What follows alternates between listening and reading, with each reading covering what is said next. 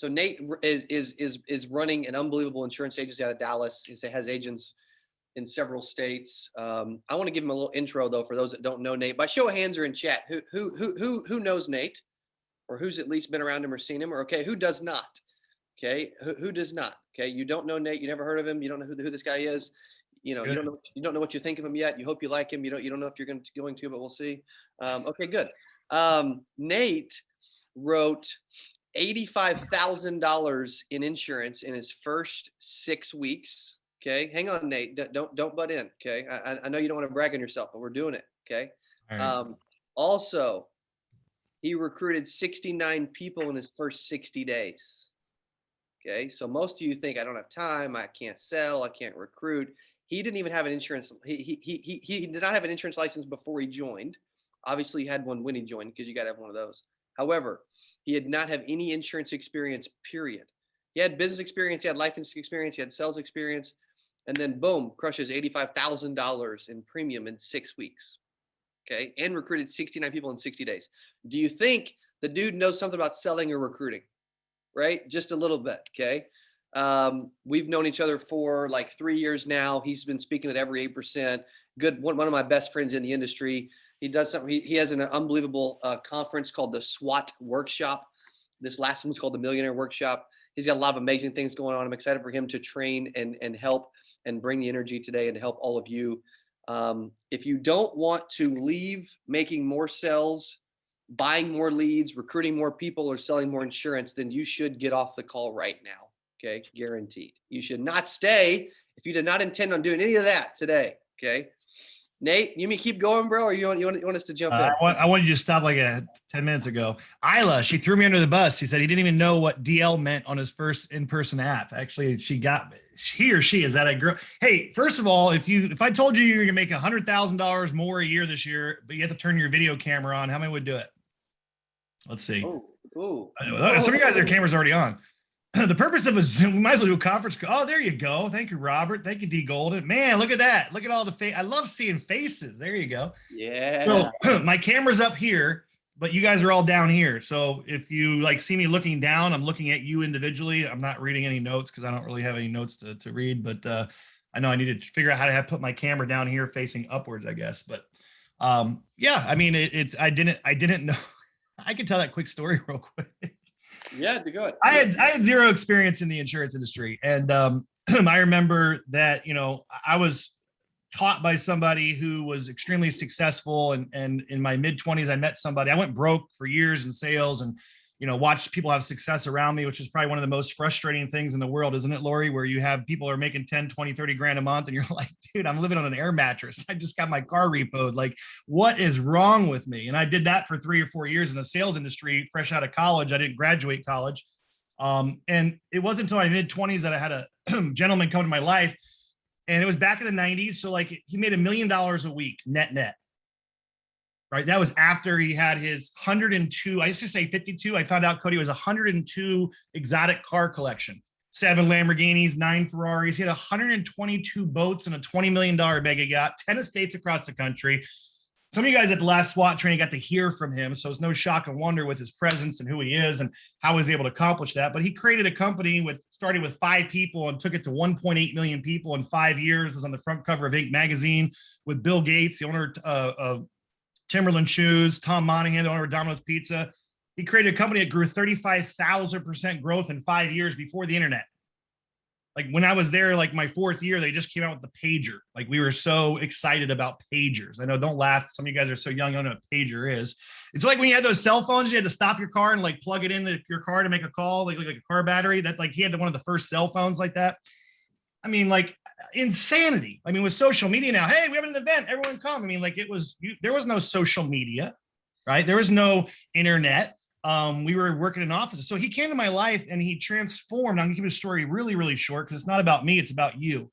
What can I do to help any of you guys here? And again, I can't be the answer to everything, but I do have some strengths and I'm very good in a very few things and I suck at a lot of things. Right? I had to become comfortable with that. I suck at a lot of things, but I got really good at a few things.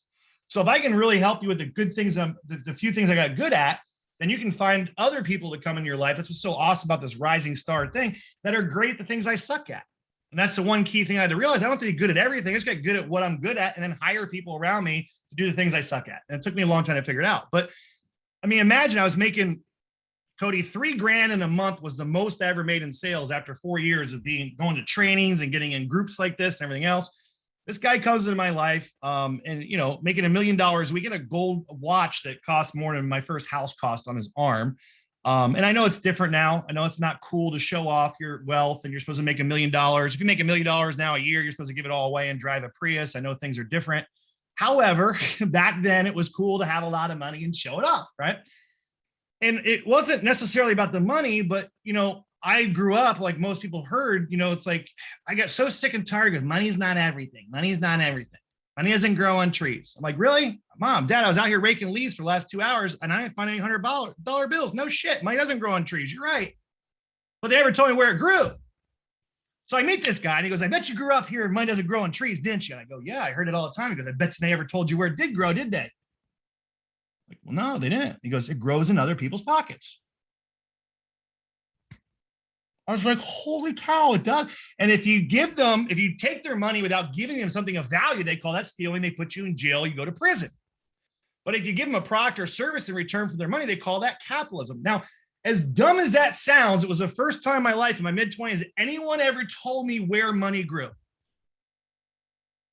And he took me with the same company, the same product, the same comp plan from making $3,000 a month to over $20,000 a month in less than 90 days. Nothing changed, still no cars, still living on an air mattress with 8 people in an apartment. And I was a millionaire in less than a year and a half.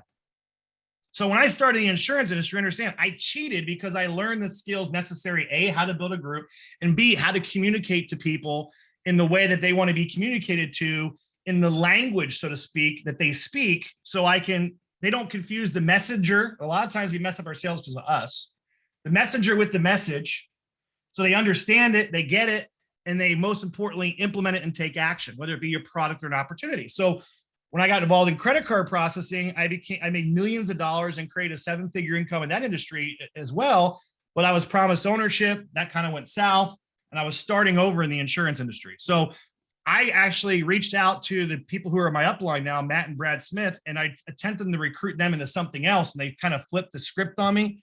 And they said, hey, you should look at what we're doing. I said, well, what are you guys doing? And these guys, ran multi-million-dollar successful mattress company. 2008, the market crashed. They almost lost it, had to go bankrupt, but all their capital was tied up with their family's home. Mom and dad's homes was mortgaged for their business. And I'd love for you guys to keep your videos on. It'd be awesome so I can see you. And what happened was they couldn't bankrupt because they would have bankrupted their whole entire family. So they got introduced to this business from a guy who was a truck driver, and he made like 10 grand a month. And, I don't know how long you guys have been in this business, but when I started, it was, they wanted you to fax over your applications. Like I'm like, who has a fax machine? I'm like, oh, we just were past the point where you had to press hard to go through all 3 copies. You guys know what I'm talking about? The carbon copy one. I'm like, faxing? I have to drive to their house. So I said, what are you guys doing? He's like, oh, we're doing mortgage protection. I go, what is that? It's like, well, it's life insurance for the home. I'm like, Brad, Matt, man, is life that bad? Like, you're selling mortgage, you're selling insurance? That's how ignorant I was. I was an ignoramus.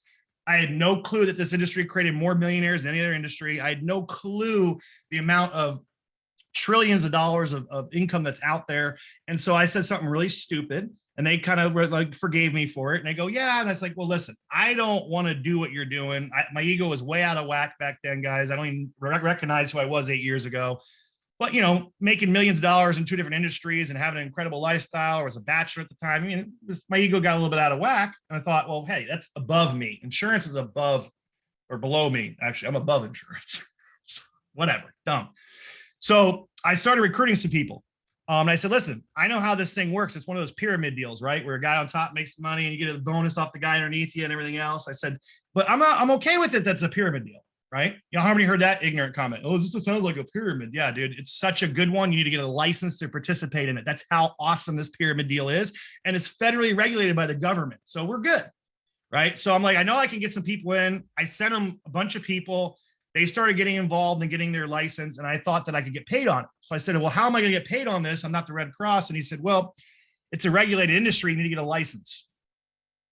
Well, knowing that I do well in school, I'm like, here we go. So what do I have to do?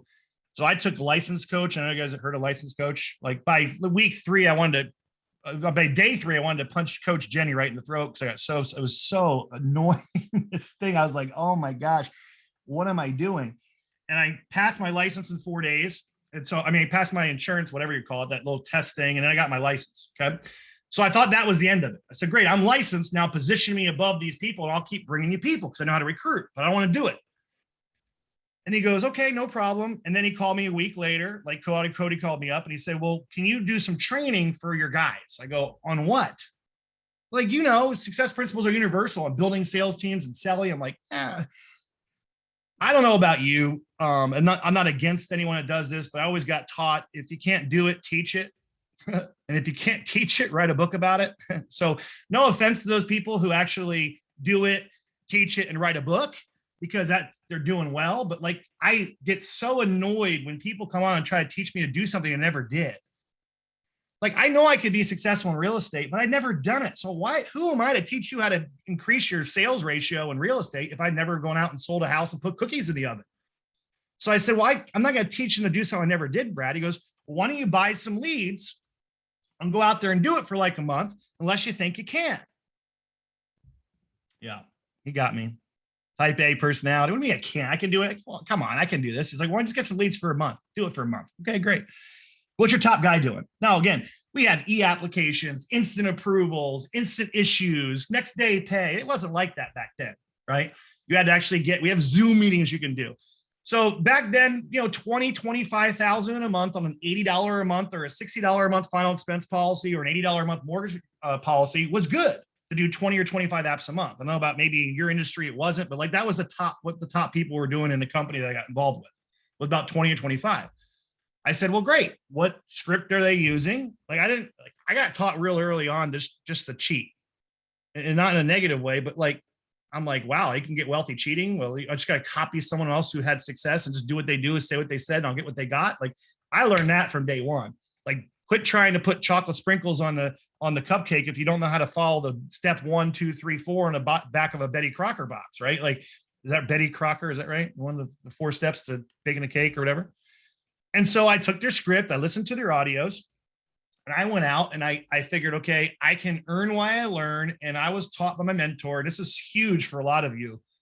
And it was huge for me. This is what changed my life. He goes, if I told you in order to go out and make $10,000 a month, Nate, you got to go out and make 10,000 mistakes. How quickly would you make them? Right? So I told you to go out and make $10,000 before you could ever make 10 grand a month. You got to go out and make 10,000 mistakes. How fast would you make them? Now, isn't that opposite from what most of us were taught? See, it's hard to understand because ever since we were a little kid, minus this and minus that, and minus this and minus that, and minus this and minus that. You think after 14,000 hours of going through kindergarten to the 12th grade, not counting college, that every time we made a mistake, we got penalized for it? It didn't program our subconscious mind that mistakes are bad and mistakes are failure. And so I was like, oh, I'm dumb enough to believe them. So I said, okay, great. I'll go out and make, so every opportunity I got involved with, I would go out, how many mistakes can I make? Because that's how I'm going to learn. See, if I drive to someone's house and I forget to write their social security number, I write their driver's license in the social security spot, and then I had to go back and drive 45 minutes back to their house to get the paperwork re-signed. Guess how many realized that's the last time that ever happened? Last time. When I went to someone's house, I didn't take a copy of their voided check and their driver's license, which was required when I started, and I submitted my app and they wouldn't approve it because I needed a copy of their driver's license and their check. Guess how many times I made that same mistake? Never. So I went out there without having really any idea except a phone script, a lead, and an idea about what this product could do for them. And I was in my first home. This is getting to your story. Who was it Ivy? Who was it that threw me under the bus on this one? Anyway, so I went to my first house and I was trained. Hey, listen, you don't need to know everything. You have an upline for support. If you're in a home and the play changes, so to speak, just pick up the phone and call your upline, right? So I was sitting there with Martha and Bob, we'll just call them to protect the innocent. And I'm getting ready to fill out the application. I sold them a policy each, my first sale. And I said, okay, so what's your address? And I'm writing all this stuff down. And I get to this one box, right? And I didn't know what they wanted. And two of the things, I don't know how new you guys are or how long you've been doing this, but one of the things I was always taught is to always say, I've been doing this long enough to realize. because you just establish credibility without telling them how long you've been doing it. I've been doing it for 3 minutes. So I've been doing it long enough to realize that. And they never ask me, like, what if they ask you how long you've been doing it? I tell them I've been doing it long enough to realize that there's no one size fits all. I've been doing this long enough to realize that everyone has a different needs and concerns, and assume they go, oh, wow, he's been around for a while, subconscious in their brain. And so I look at this thing, I'm like, well, give me a minute. I'm going to call a good friend of mine. He's in an underwriting department. I have access to 35 carriers, 400 products, and, they're constantly changing the applications. And this one's brand new to me, which it was. It was my first sit. Every application was brand new to me. I said, I don't think you want me coming out here and trying to get another signature and everything else like that. So let me just call a good friend of mine in the underwriting department and find out what they want in this app. So I pick up the phone. I call Brad. I know I'm talking fast because I want to get through past the story and talk about you guys. I call Brad and I go, hey, Brad, I'm sitting here with Martha and Bob, and we just went through and they're going to do the mortgage protection deal for one for $120 a month, the other one for about $200 a month. I think I sold like 3,500 APV my first sit, Cody, it was. And so I got to part of the application. I just didn't understand what they wanted here. What was it that they wanted here? And he goes, well, what part? I go, where it says DL. And he should have, I thank God his phone was not loud, because he starts laughing. He goes, oh my God. He goes, dude, driver's license. I go, oh yeah, that's exactly what I thought it was. I said, thanks for your help. I hang up the phone and I go, okay, so who do you want your beneficiary to be? So I'm like, I got the driver's license at the very end of that deal, because I felt so stupid. Because I was like, oh my God, I don't even know what it is for the driver's license. So I wrote about 15 grand my first week. And I wrote about 85,000 in 6 weeks during this exact month 8 years ago. I started in October of 2013. And everyone says the worst time to sell insurance. My mentor said, find out what everyone's doing, do the exact opposite. And to me, it was the best time to sell insurance, because people are thinking about family.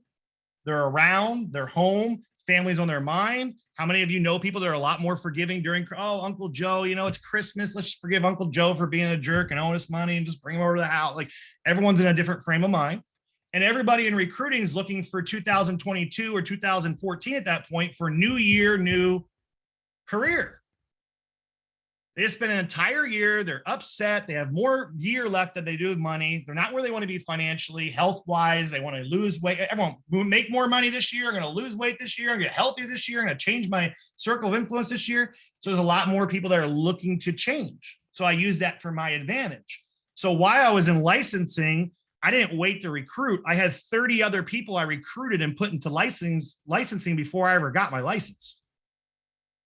And people are like, well, what if they get ahead of you? Or I'm like, I didn't worry about all this stuff. It's like, don't get them in. Some are going to make it. Some aren't. Some get ahead of me for a while. I'll catch up and pass them. It's all going to help for my volume. So we grew that agency to 39 to 69 agents within our first 60 days. And none of them were licensed. These are all brand new people like myself, never had a license. And I think our 5th month, Cody, we were doing over 100,000 a month in APV, our 5th month.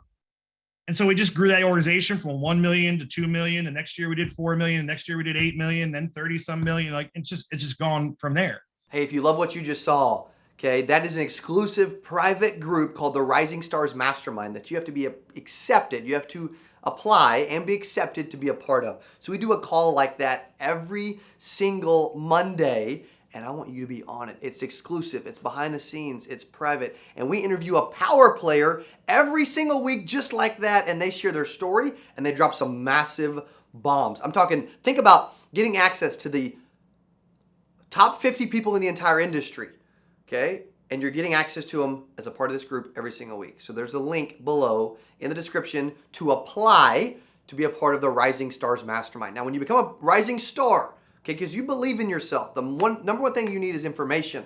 I'm going to give you the information and motivation, accountability, and the network every single week together. Now, in the Rising Stars Mastermind, yes, you get the weekly call, okay, the weekly coaching call.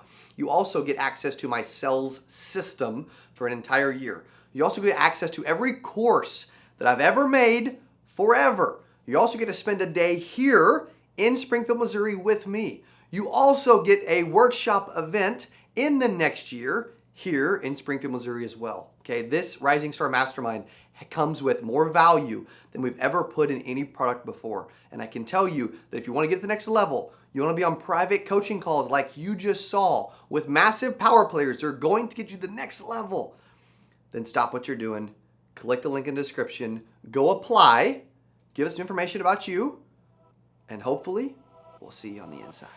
If you love this video, you know I got another one that you're gonna love. I got a video just to your right here. Click on that, it's gonna be amazing. You're gonna love it, and I'll see you in there. And my exact thing is, if you're not running 30 appointments a week. Yeah, you don't relate it to a dollar part-time. amount. You relate it to Appointments. an appointments, yes. Yeah, and the same thing. Again, I do this.